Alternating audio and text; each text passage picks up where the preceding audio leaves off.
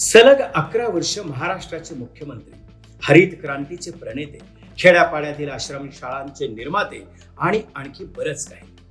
वसंतराव नाईक साहेबांविषयीची ही माहिती आपण जाणतोच, पण आणखी एक रंजक माहिती आपण आज पाहणार आहोत.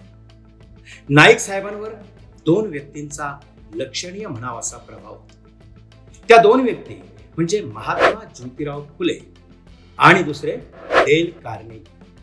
त्यापैकी डेल कार्नेगी हे अमेरिकन होते. ते शिक्षक आणि तत्ववेत्ते म्हणूनही ओळखले जातात. डेल कार्नेगी त्यांच्या एका प्रसिद्ध पुस्तकासाठी देखील ओळखले जातात. ते पुस्तक म्हणजे how to win friends and influence people. थोडक्यात काय तर मित्रांना आपलंसं करून लोकांवर कसा प्रभाव पाडावा. याखेरीज आणखी बऱ्याच पुस्तकांचं लेखन डेल कार्नेगी यांनी केलंय.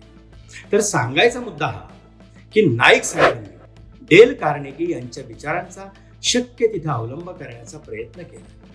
महात्मा फुले आणि डेल कार्नेगी यांच्या विचारांच्या प्रभावातून लोकांच्या हिताची जपणूक करणारे अनेक निर्णय नाईक साहेबांनी घेतले. नाईक साहेबांविषयी आणखी अशीच माहिती आम्ही पुढील व्हिडिओतून देत राहू.